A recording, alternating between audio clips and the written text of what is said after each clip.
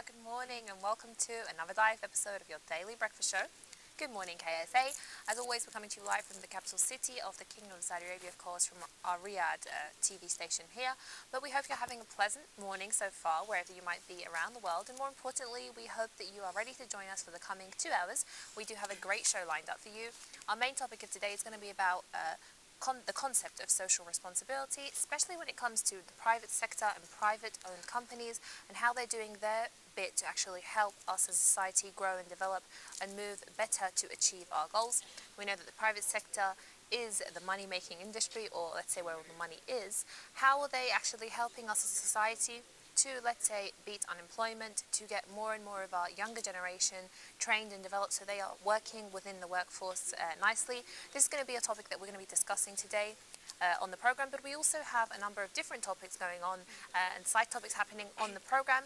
To tell us more, allow me to welcome my co-host for today, Diana Idris. Good morning, Diana. Good morning, how are you? I'm doing good. How are you doing? Absolutely great. Of course, we're having a great day here in the capital city of Saudi Arabia, Riyadh, where we're coming to you live. But nevertheless, good morning, you guys, and hopefully you'll be joining us for the next 2 hours here on Good Morning KSA. Especially, I just told you that today we'll be looking at social responsibility, the huge impact it has on our community, and what are the responsibility of these private sectors and these private companies when it comes to giving out more to the local community and to the society. Nevertheless, a great show we have lined up for you today. And as everyone knows that, of course, everyone is there, we have set it aside to make desserts. I know a lot of people have a huge sweet tooth, or some people even have sweet teeth for that matter. Today we're going to be joined by Chef Randa to show us very quickly and very briefly how, of course, first of all, we can have breakfast. It's advised that you never leave the house without having some kind of breakfast going on. Plus, what is going on for dessert. So allow us to say good morning and assalamu alaikum to you, Chef Randa. How are you today? I'm fine, alhamdulillah. Good morning, Rasha. Good morning, Diana. So, Chef Randa, Wednesday is for dessert. Everybody knows this. But Yes. as always, we'll also have our breakfast. But today, Chef Randa, you're going to be making some kind of dessert. What are you going to be making first? In lunchtime, inshallah, we will make rice pudding and cream caramel. No, Ali? No. Oh, okay. I got confused. But what about for breakfast, Chef Randa? In the breakfast, inshallah, we will make one kind of sandwich, roast beef with egg. Roast beef with Yes. egg. Okay, this is very nice, Chef Randa. Since you're making cream caramel and you're also making rice pudding, I would encourage you to make some mali because this is something that I've been asking you for a very long time. But the breakfast, what's happening for breakfast? Well, roast beef and It's eggs. roast beef and eggs. This is something. Sandwich. This is nice Fried because. little the roast beef and make it with egg. Okay, this is nice because sometimes people always just have egg and egg and egg, or Yeah. they'll have Cheese, cereal, or absolutely, cheese and absolutely. cheese. So trying to mix different things together is a very good idea. You Yeah. can have more of it. Absolutely, and I think, Diana, that the kids, I mean, sometimes I feel sorry for some of the kids. They get so bored of the same old stuff. Exactly, You'll true. find the parents buying the same old cheese, the same old buns, the same old... You really do have to try and go for new ideas and mix some new ingredients together so that your kids do not get bored. Chef Randa, we will see you a little bit later on, of course, for the breakfast and later on for our milky desserts. But we also, as we said, we have a number of different topics going on in the program. But let's take a look what's happening on Good Morning KSA today.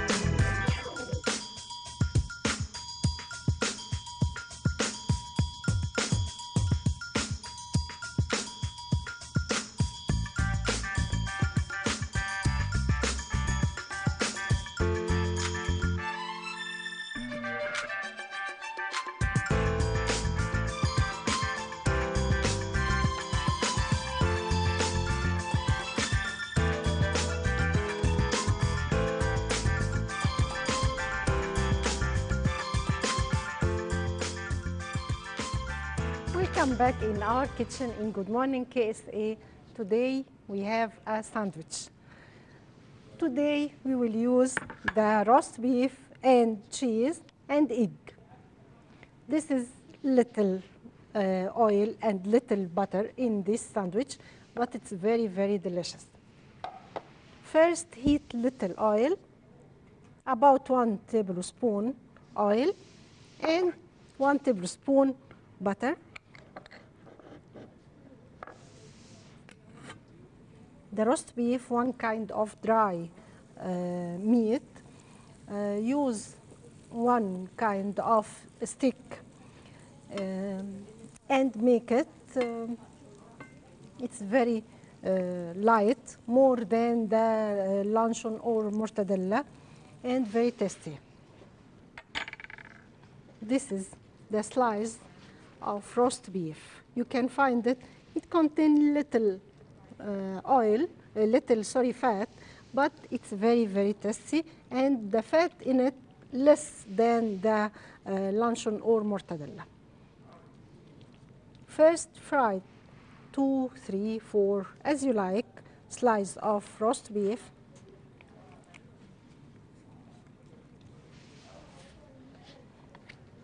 And we need the egg.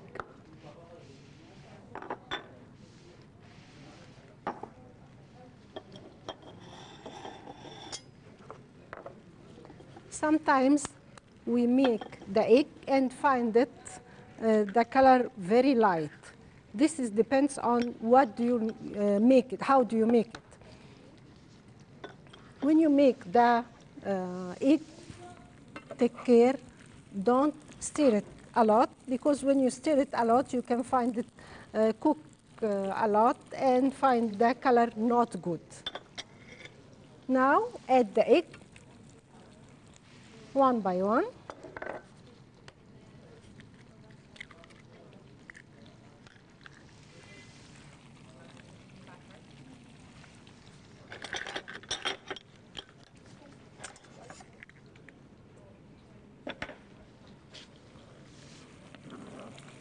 Only stir the egg white until it starts to cook, and finally cook the egg yolk. If you like it cooked,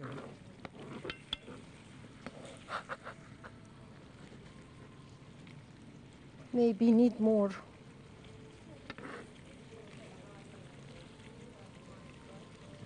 And now prepare the bread. This is sesame bread, but you can use any kind of bread as you like. Cut this piece.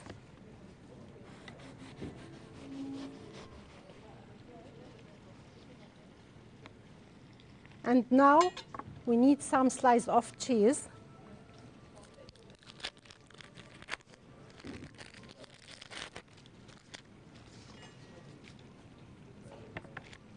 Cut it to triangle and use it here and here.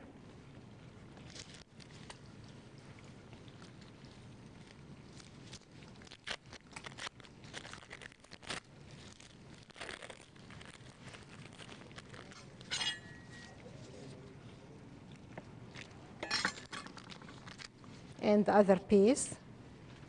You can use any kind of cheese if you don't like the cheddar cheese.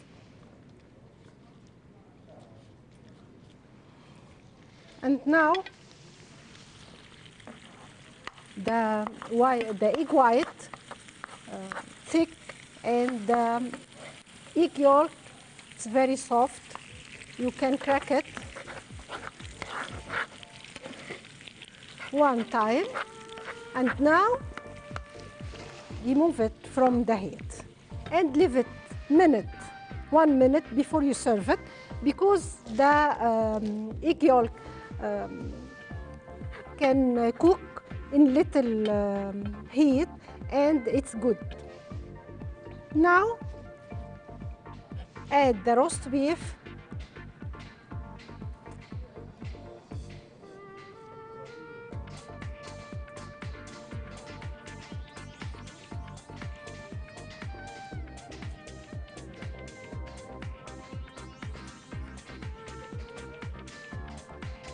and we add the egg in the middle.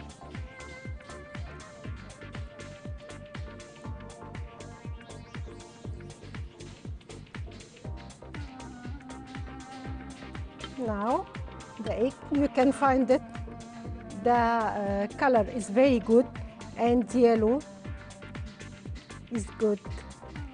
You can drizzle some Rumi cheese or Parmesan cheese, or you can use the black pepper as you like.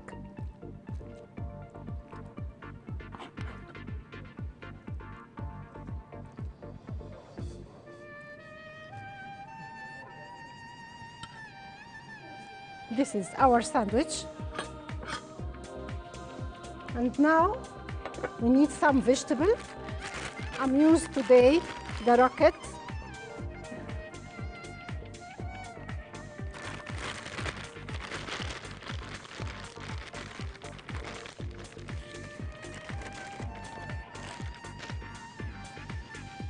A lot of vegetable. It's very, very tasty and healthy, of course. And some cherry tomato.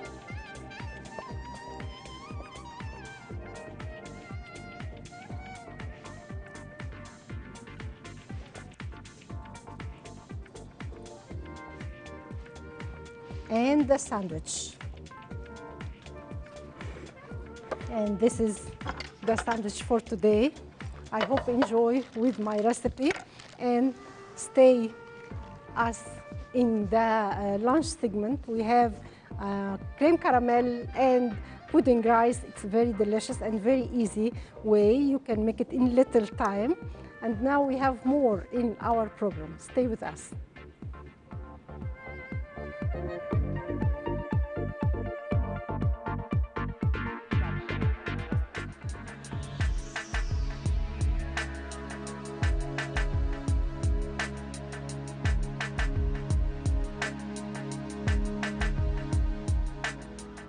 Plastology section designs and fits custom-made ocular and orbital prostheses.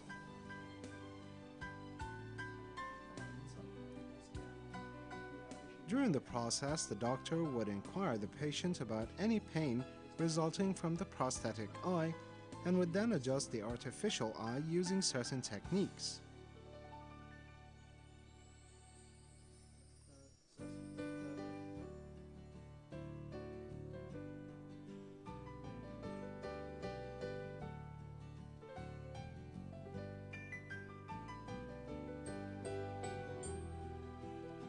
The water in this small container is used to lower the temperature of the wax used in the making of the prosthetic eye. The process is extremely flexible. Adjustment can be easily made to the prosthetic eye, whether it is smaller or larger in size than what is required.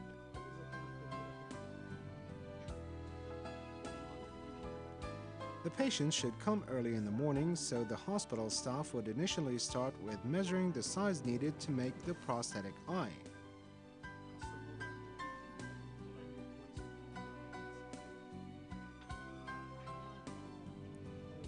Sometimes a certain substance is injected into the eye cavity or socket in order to help in acquiring accurate measurements.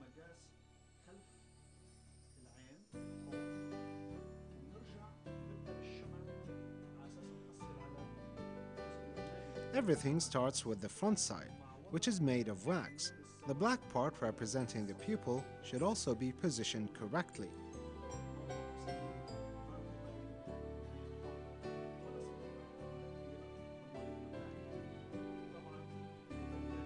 Wax is used in making all parts of the prosthetic eye, both from the front and rear. A small flame is used to provide heat that should melt the wax for it to become soft, with no scratches or sharp edges, so that it would feel comfortable once it is placed inside the patient's eye.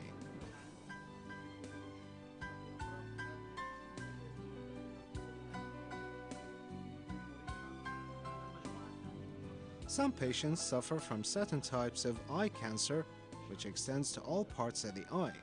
In this case, the eye would be completely removed, sometimes including the eyelids and other parts close to the eye.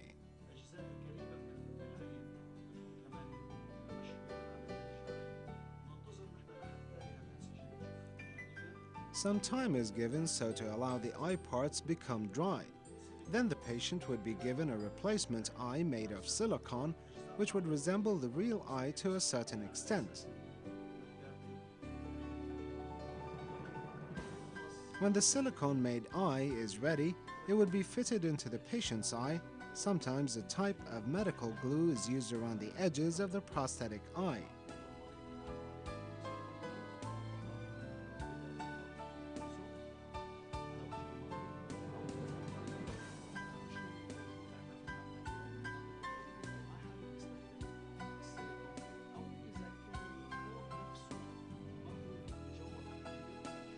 In other cases, the prosthetic eye could be placed on a pair of glasses which the patient could easily wear. This is a lab where prosthetic eyes are manufactured. After the measurements are taken for the patient, the eye that was made of wax is put into a mold made of gypsum.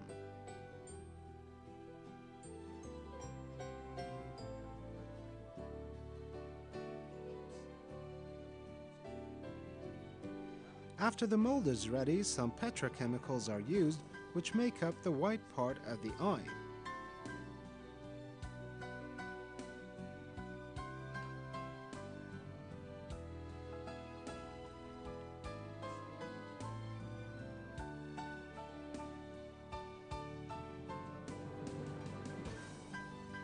Then the mold would be put in this machine, which works as a heated press, allowing for all the petrochemical ingredients to evaporate.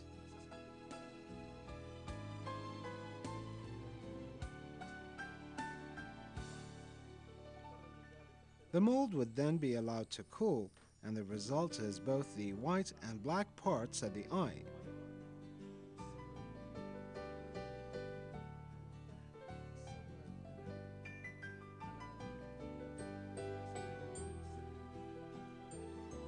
This drill is used to open a hole in the prosthetic eye with the same measurement of that of the patient.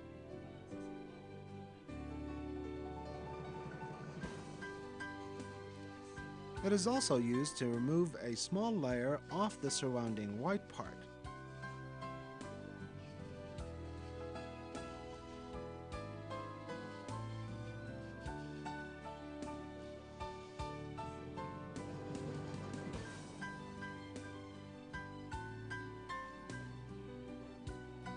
During this stage, the prosthetic eye is added with colors so to give a natural look.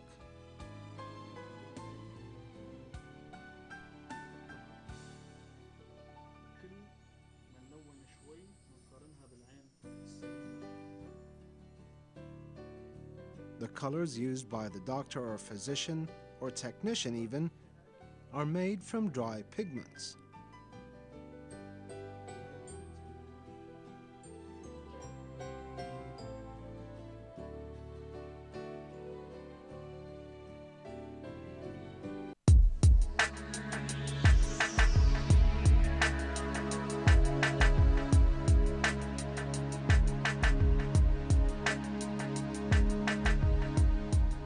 Welcome back, you guys. Of course, you're still watching Good Morning KSA, and that was a very interesting report that we saw on our health and beauty segment.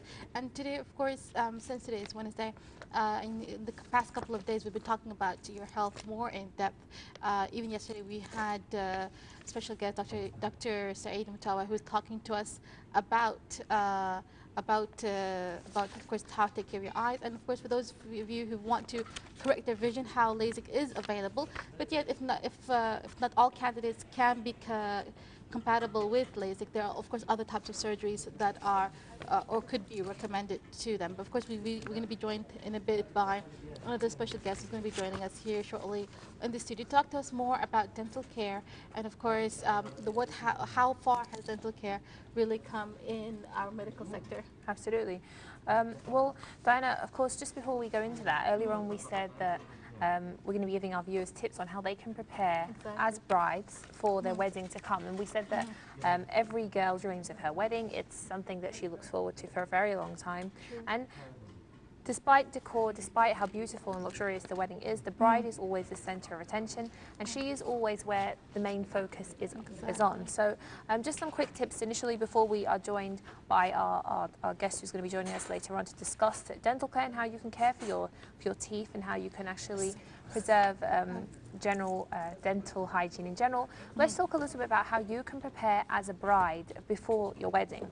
Now, number one is we know that like marriage itself, it requires compromise, it requires effort. Also, pre to the wedding, Diana, brides have to think about the wedding in advance. We're not just talking about decoration and flower settings and arrangements, we're talking about personal grooming and personal well-being. Should come down, I believe it or not, 1 year to 6 months before the wedding is actually planned. So don't start leaving things to last minute. You have to work on it now. The minimum is 3 months, but it should be from 6 months to a year so that you can actually have time to look your best. Now, number one, the first thing you should do is that most wedding dresses actually do reveal the arms, the shoulders and the back. So it's a good idea to focus on these areas when you're weight training, to actually get muscle definition and to get sharpless, shapely beautiful arms, because most dresses are low, and many people, what they do is they would work out on lots of cardio, but they would forget about muscle toning and definition. So this is a very important thing, and be sure to do more cardio workout like walking and running. Cardio machines and aerobic classes are the best way to go, and your workout should also combine training to strengthen your muscles and to define your muscles. Now, we said that we're going to continue to give you more and more tips throughout the program on how you can prepare for your wedding in advance as a bride-to-be, but dental hygiene is also part of the preparation. Every bride dreams of a flawless smile. So please, I think we have a special guest joining us in the studio. Absolutely. You guys allow us to say good morning to a special guest joining us, Dr. Yezith Fierro, who is a general practitioner and aesthetic dentist as well as a dental surgeon. Good morning to you, sir. Good morning. How are you today? Very good, thank you. What about Thank you very much for joining us. Sir, you are an aesthetic dentist, first of all. I am. Give us a definition of that, please. Aesthetic dentistry is a special subject from the dentistry where we are trying to improve the shape of the teeth, the health of the teeth, but having a very natural result. And improving the appearance of the teeth according to the face, to the mouth of the person. That's very interesting. That's something very customized. That's very interesting. Amazing. And I mean, how far can this process go if we're talking about getting a flawless smile, getting a beautiful smile? I mean, what are some of the most common, let's say, practices when it comes to aesthetic dentistry? Actually, the most common is the people coming for whitening. They are always inquire, they want to get their teeth wider than they have in that moment. But obviously in that moment, when they are under our hands, we are telling them what else they need to be healthy. Because not only the whitening is the option to improve the shape and the color of the teeth. They have to have a very good healthy gums without decays. That's good. And everything that we can improve. Sometimes they come to us expecting to do something fast, but usually there are some procedures that have to be done before, like orthodontist treatment, like cleaning procedures, periodontal treatment, but always focus on the final result, which is to have a very shiny smile. That's good. Absolutely. Something like that. Well, Dr. Yezith, actually, the whitening process is something very popular in the kingdom. Many women here are actually looking for this, and me and Diana are actually talking about this morning. But you mentioned something very interesting. The patient has to be able to have this process. So, so what you're saying is that not everyone is a possible candidate. Exactly. So first, the patient must consult to see exactly. if they must they're consult, approved. and we have to make a very accurate evaluation of the current status of the mouth. In that moment, we decide if the patient is available to continue with the bleaching or the whitening in that moment, or if we have to send them to do another procedures before. That's interesting. Sir, I want to ask you one question that we were talking about it this morning, and we were talking about how sometimes when people have their teeth whitening, they have to take care of their teeth more often than they usually do. But a very interesting question I want to ask you, sir. When somebody goes for teeth whitening, for example, is there different shades that they can choose, for example, or is there just one shade? No, actually, when they come for us, they always expecting yes. Sometimes they want to have the whitest The color, whitest, yes. but sometimes not possible Exactly. because all of us we have a natural shade. Yes. That's And the thing that we are doing with the wine is to recover that natural shade. In that moment, when the patients are not satisfied with this result, there are another aesthetic procedures that we can do to give him a whiter smile. okay. For example, we can do cosmetic composite fillings or composite cosmetic veneers, Okay. something that we can improve. But the whitening procedure recovers the natural shape of the teeth. Okay. That's a the very thing good. that So this is very interesting. So depending on the natural color of your teeth, you'll be able to get something closer to the original natural color. Yes. What about in regards to what Diana mentioned? Because we've been told before, I think, on the program that once you have, and I'm sorry to be concentrating on the whitening process, No, but don't it is absolutely very, very common. I'm sure you're aware here in the kingdom, many women and even some of the guys Yeah. nowadays Yeah, are also everybody. seeking the whiter, flawless smile. And day by day, Post-operation, I mean, are there any foods, let's say, that once you've had your teeth whitened, you have to refrain from drinking like coffee and so on, or is it fine to just go back to your normal habits? Yes, there are some instructions that we gave to the patients after the procedures. The following 1 or 2 weeks after the procedure, we advise them not to drink dark drinks or even smoke, because during this time the teeth are recovering the natural structure of them.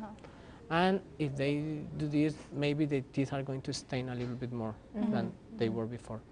But it's not for good. Oh, of course. We are only refraining to do it maybe, as I say, 1 or 2 weeks. And after that, they can recover his natural costumes. I mean, if he wants to drink coffee once, 2 times per day, they can do it. We only advise them as well to clean very well, to Because brush coffee their, does stain. yeah, to brush their teeth the 3 times per day as usual, everything. So this is bad news for coffee lovers. You have to limit your No, coffee no, no, no. intake. Oh, not really? No, only, as I said, only these 2 weeks. The next following 2 And that's weeks. okay? Yeah, Oh, you that's can drink lovely. coffee, but if you have a very good oral hygiene, you can continue with your life Good normally. news. Great. That's amazing news. Yes, yes. So now, sir, of course, as an aesthetic dentist, I'm sure you are very well specialized or have experience in, let's say, decays, different kind of decays. We've got, let's say, simple decays, and then we've got ones which are very extreme. Yes. Can you give us an idea, sir, some of the cases that you've had, and what was your diagnosis of them? Okay, the decay is, obviously there are some classifications about this, but obviously we try to do it as simple as possible. We choose 1 level, 2nd level, 3rd level. It depends on the deepness, of the depth of the affected tissue, the chosen treatment. Okay, it depends on that. As bigger as is damage the teeth, as bigger the treatment, the final treatment. Okay, as you say, the simple decay we usually to do some normal composites, not something big. Only remove the affected tissue and that's it.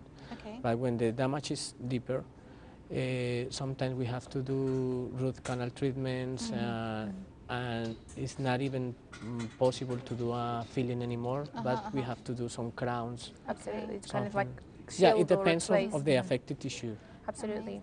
This is very interesting. But Dr. Yezith, I mean, primarily just some general tips to us as a society on how we can have better, healthier teeth and how we can have better oral hygiene.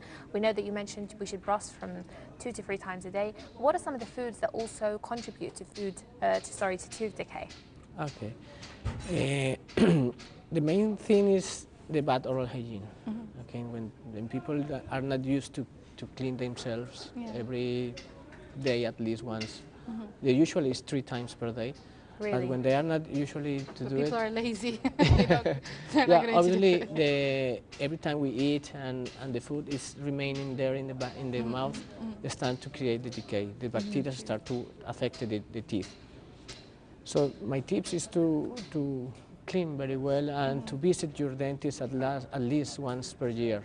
Even if you are not feeling any pain or anything is bothering you, with this visit sometimes we can find small things that we can treat in that moment and to before they avoid get worse. further damage.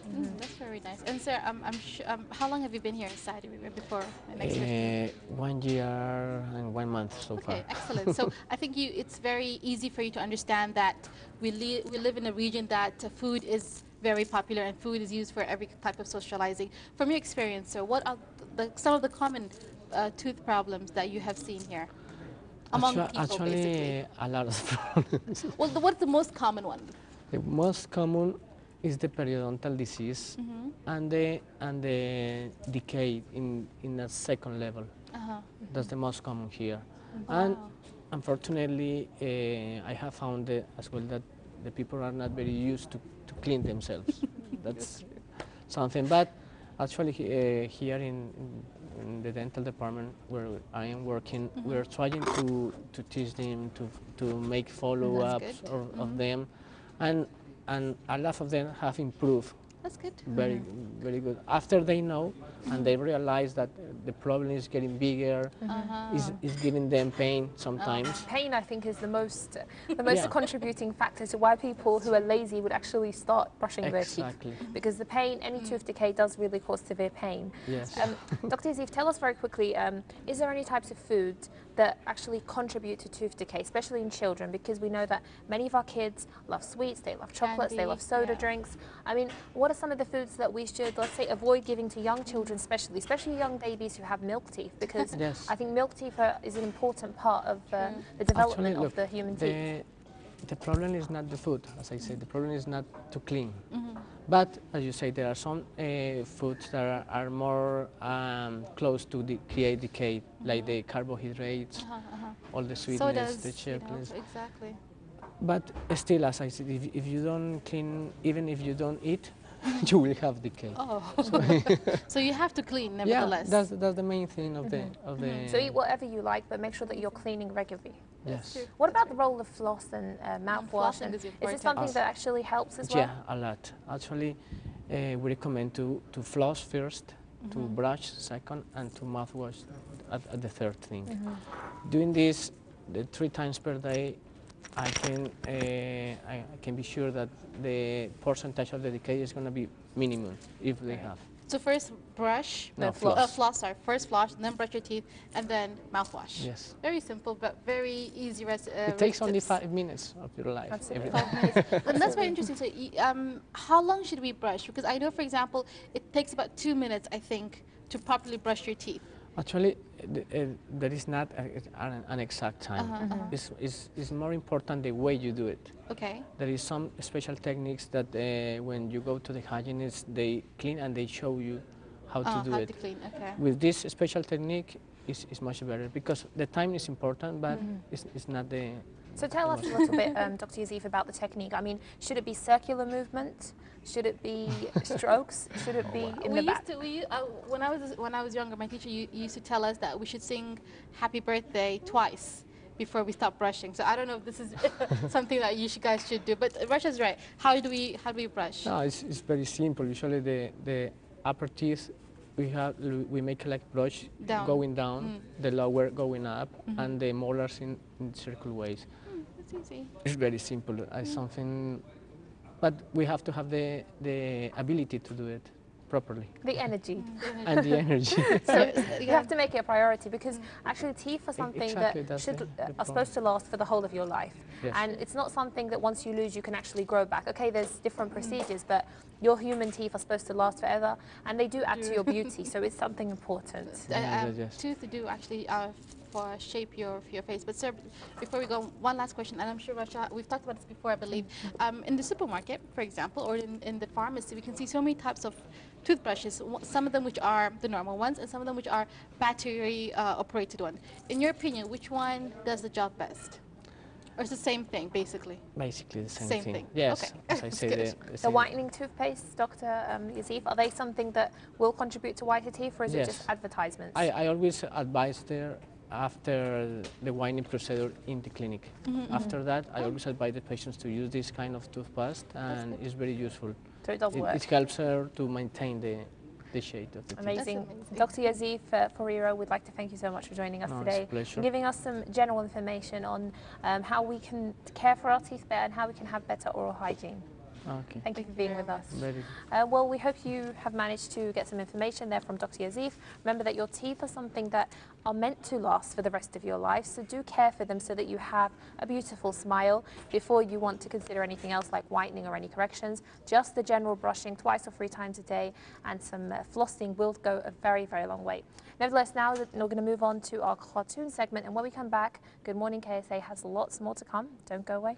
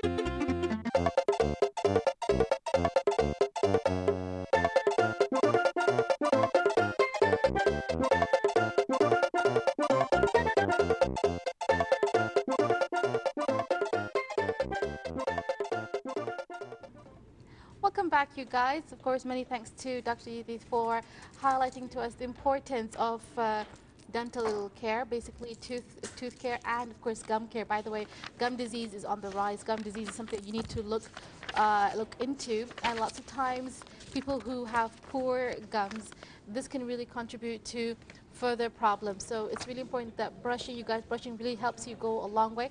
According to Dr. Yezith, that of course you've got to first floss. Flossing is very important, although I know not many of us do it. You've got to floss, you've got to brush, and then mouthwash. Some very simple 3 steps. Do this twice a day and you'll be taking care of your teeth. As Russia said, of course, teeth are supposed to last us forever. I mean, Absolutely. literally, even after that, they're supposed to be there. But in our times that we get to see so many people are having gum problems, they're having tooth decays, they're having RTCs. So this is something that's not really good, especially among children. Children are supposed to be having the healthiest teeth, but so many types of our food, so many types of our drinks, including soda pop, by the way, it's something very dangerous. And a very interesting experiment that we did while I was in school, Russia, and you can try this. It's something very Is it the egg amazing. experience?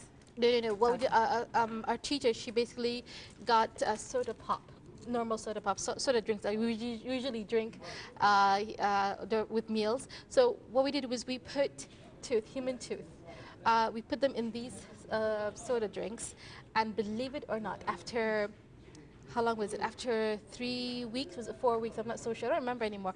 But the tooth starts to decay. Wow. So this shows you what soda pop is doing to your insides. I mean, your insides are softer than bones, but this shows you how bad it really is. So proper dental care is very important. Taking care of your gum is very important. At least going to visit your dentist is very important. You guys don't put this off, because later on, as Russia said, there's nothing worse than a tooth pain. Absolutely, Dan. And I think, to be honest with you, poor teeth hygiene or poor oral hygiene is just down to the lazy fact that people do not want to brush their teeth. I'm sorry, because as Dr. Yezith said, it doesn't matter what you eat or drink. It's the fact that it's hygiene that is more important. And I personally can't understand people who do not brush their teeth, because as we said, it's something that's going to be there forever. True. And imagine the appearance of unbrushed teeth. I mean, if they look bad now, if they look yellow now, imagine when you're 50. I mean, what they'll look like if they are still there. True. Nevertheless, teeth is also something important to everyone, and we said that we're giving you tips on how you as a bride can look beautiful. A flawless smile is every bride's dream. We're going to continue to give you more tips as a bride on how you can look and feel beautiful before your wedding actually comes. But now we're going to go off to our time to focus, and we're looking at the cotton industry here in the Kingdom of Saudi Arabia. Let's take a look at this report. When we come back, Good Morning KSA has lots more to come. Don't go away.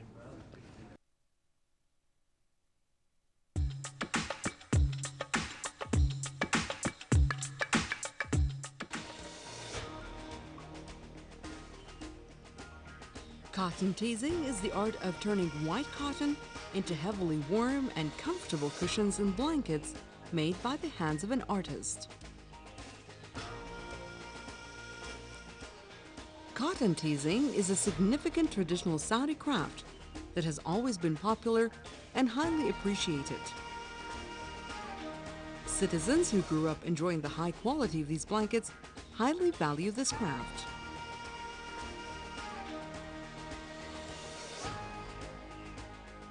Tools used in cotton teasing are simple, for all that the craftsman would use is a thin stick made of palm trees to hit the cotton, making it thicker and fuzzier, to then stuff it into blankets or cushions.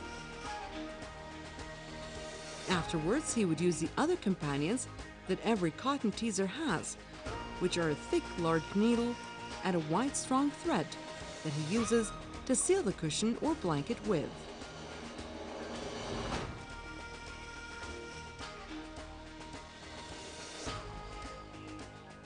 The stick that is used for hitting the cotton is named midrab, meaning hitting tool in Arabic.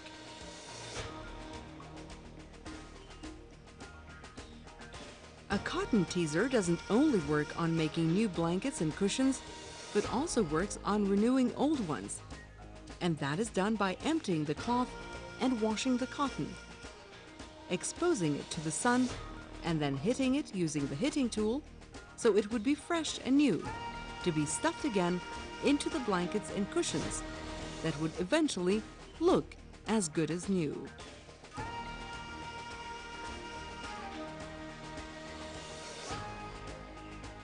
We've been told that there used to be a cotton teaser in every town in the east of the kingdom that used to have his own small shop, and people would go to ask for the services. Cotton teasers used to work on cotton teasing over the roofs of houses, where they can simply spread the cotton over a large piece of cloth and leave it exposed to the sun till it's dry. And then he would carry the hills of cotton down to his shop, where he would finish his job by stuffing and hitting the cotton.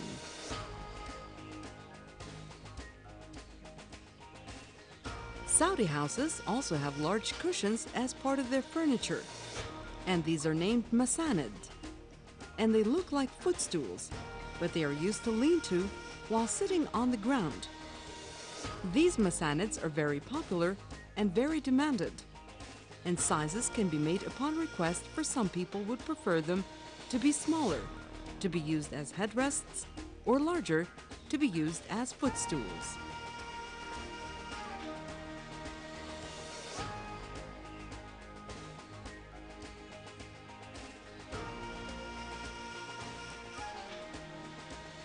Cotton teasing, like other traditional craft, is sometimes a group work, and mostly the teaser's sons would help him do the teasing, while he would work on stitching. But others would prefer a quiet workplace, and would patiently do the whole job alone, like our friend here.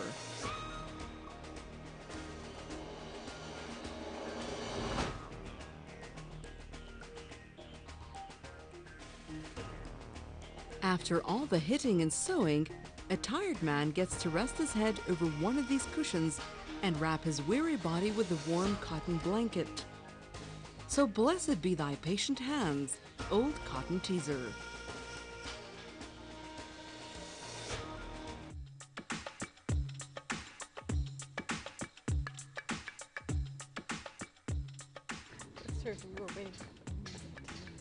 Good morning, KSA. Welcome back to the program. Of course, that was our time to focus, where we focused on the cotton industry here in the Kingdom of Saudi Arabia. But before that, we were talking about how you can care for your teeth, and we found out through our dentist surgeon that was joining us in the studio, Dr. Yezith.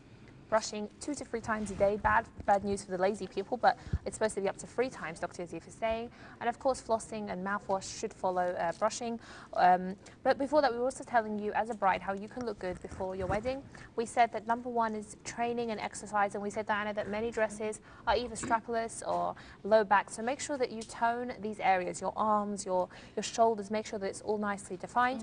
Now, number 2 is to think before you drink. Think before you drink any type of drink, because these drinks contain calories. Especially, you'll be surprised that fruit juices contain a lot of calories. So if you are trying to slim down before your wedding, try to avoid excessive fruit cocktails, strawberry milkshakes, or whatever kind of milkshakes you decide to go for. It's all very high in calories. Down at the average cup of juice, and when we say average cup, we're just talking about a 200 ml. We're not talking about those great big juice cups that we would normally get from the juice shop. We're talking about just the average cup. It contains from 100 to 120. And if you have one of those big ones, you could be consuming about up to 300 calories in just a drink. So, I mean, these calories, of course, can be better used to eat throughout the day. If you are a bride who wants to slim down, if you're satisfied, then maybe you don't want to consider this. But something else is to try and relax. Now, this is something that many brides will actually not be able to do or find very difficult. But actually, celebrity fitness trainer Holly Perkins actually recommends yoga. Yoga for the upper body toning and to stop stress developing. That's a good idea. Because yoga, for instance, like moving or hatha or vinyasa classes are all very much recommended. But actually, the idea is 2 to 3 days before your wedding, try to rest and sleep. Rest and relax, excuse me. Try to rest and relax as much as possible before the day, because actually this will get the hormone, the cortisol hormone levels to decrease in your blood, which will get you to release water. Because the cortisol hormones, if they're overworking, Diana, and you get too much of this hormone in your body, stress levels will go high and water retention will increase. So then you will look puffier or even bigger. And bloated, which is something that no bride wants. So to slim down, you need to rest and relax so that you have less cortisol hormones going on in your body and you look more beautiful and slim, because every bride wants to look slim in her dress. Now, this one is in relation to what you said, bloated or being bloated. There are different types of food that can cause water retention and cause you to feel and look more bloated. You want to avoid these foods because everyone knows that looking great on your wedding day means avoiding food that promote water retention and puffiness. Now, this doctor, this specialist, also recommends that you should follow a special schedule. And the schedule goes as follows: cut 4 weeks in advance to your wedding. Bad news for you, Diana. But you should cut out bread, pasta, crackers, boxed cereals, which I know is Diana's favourite, and sugar and soy. Now, these foods are very high in carbohydrates. They, unfortunately, contribute to water retention, which contributes to bloatiness and making you look and feel puffier and bigger. Okay, so repeat that again. Repeat that again. Bread, pasta, crackers, boxed cereals, sugar and soy. So basically any type of sugar and carbohydrates. Absolutely. Cut that completely 4 weeks prior in advance to your wedding. You should absolutely cut these foods out. Now, 1 to 2 weeks prior to the wedding, make sure you cut out salt, protein bars, bananas, beans, broccoli and nuts. It's only a certain amount of food, but all these foods actually either contribute to water retention or gastrointestinal disruption or bloatedness, which is, but by the way, we're not saying that broccoli is bad for you or nuts is bad for you, but unfortunately, broccoli does contribute to belly bloating. It's a proven fact. It is, it is. The goal in the last 2 weeks is to decrease water weight. So what you want to do is to look as lean as possible by avoiding all those foods. And we said that we're not saying these foods are bad for you, but they do contribute to water retention and to you feeling and looking more bloated, and you don't want that. So this is something to take into consideration. Of course, you guys, as Rasha said, you should take about a year to 6 months to prepare for everything so that you can get relaxed on the same day of your Absolutely, Diana. Just before we go, the food that is recommended for you if you are a bride-to-be and you're preparing for your wedding is actually dark green leafy vegetables like kale or spinach, salmon and other types of fish, grapefruit, apples, green tea and dandelion tea. And we know that green tea is good for you and it helps you to detox. The more you detox as well, the more radiant and beautiful your skin will look. Very good. I think detoxing your body, taking care of what you put in your body is something that would really make a big difference, plus taking care of your teeth, as Rasha said. Guys, more tips on such topics and more here on Good Morning KSA. Right after our report, Alternative Medicine, today we're going to be looking at the willow tree. Stay tuned to know what the willow tree is and how far it has come when it comes to helping mankind. Stay tuned.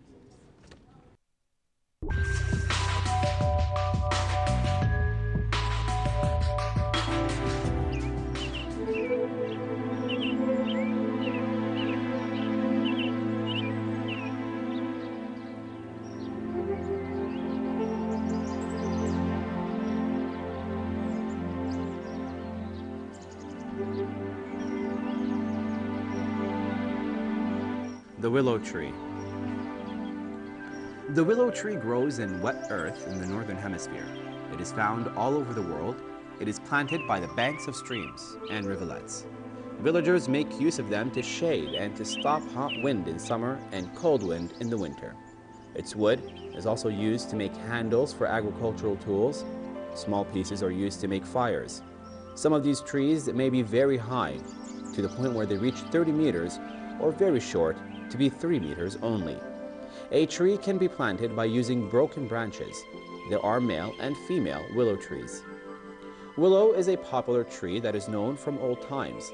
It is used in folk medicine to cure many diseases, especially in rural areas. Our fathers used it so much, they drank its boiled leaves to mitigate pain and reduce body temperature when high. It has the same effect of aspirin. It is also used in folk medicine to cure backache. We noticed that this tree is found in all areas. It is abundant and cheap and can also be experimented easily. Experiments showed that willow can cure leukemia by 70%. It is a high rate that gives hope to millions of sick people.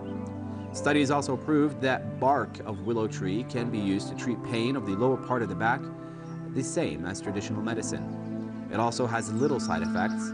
After follow-up of 228 patients of back pain who had 4 capsules of the extract of willow bark, researchers found that it was very effective. Experts referred in their study to the availability of using the bark of willow, which is known as Salix alba, as an anti-inflammatory. They also said that aspirin was developed depending on the chemical elements of this bark, salicine. It is thought that extracts of the bark of the willow tree, like aspirin, can cause ulcers in the digestive tract when used for a long time. So, those who have it more than a month must see the doctor, but in general, it is safe. 4% only of the cases may suffer from sensitivity.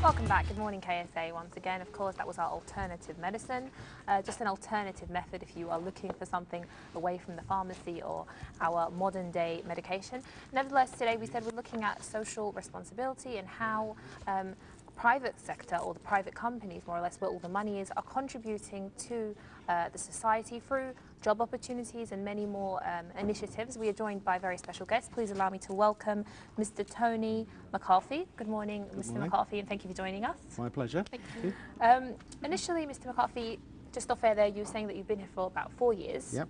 And we were saying earlier, me and Dana, that the private sector is where all the money is most of the time.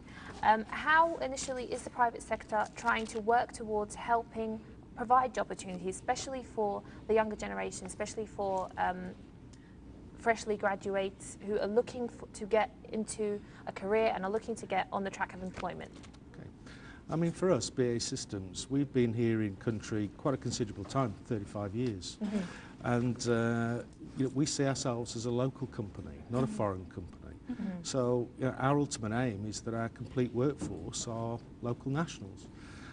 So we put a lot of investment into our young people. We have a graduate scheme. I think we're taking 30 graduates on this year.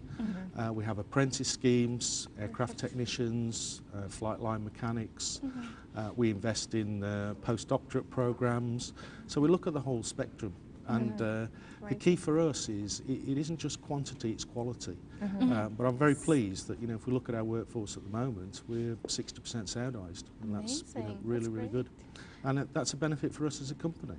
You know, the more we're seen as a local company and part of the community, then, you know, the better it is. People will accept us more.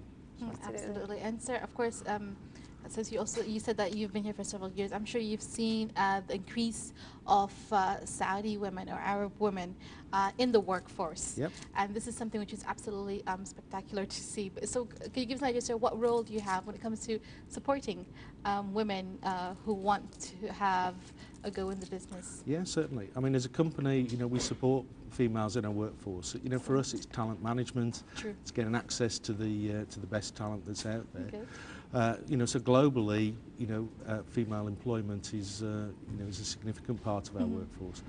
Here in Saudi, a bit more conservative, but we are seeing the change. Good. We're seeing the support, and for us, this year we will be, establishing our own female centre. Excellent. We're making sure we're doing it culturally in line with the values of the country. That's true. I think that's very important. Absolutely. But I see that as first steps, and see that growing. At the other end, we have a postdoctorate programme. Good. That's supported and coordinated through the Ministry of Higher Education and the British Council. We sponsor, I think this year, some 26 postgraduate trainees. And that's an exchange that gets them linked up with counterparts in the UK. I think 8 of those are female. Beautiful. And each year there's been females in that. So we see it as talent. Good. We want to be there employing females, and this year we will be.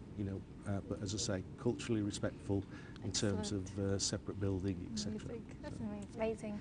And also, Mr. McCarthy, I'm sure you're aware that recently there was a forum happening for human resource initiatives to actually work together to contribute more to society, especially when it comes to unemployment.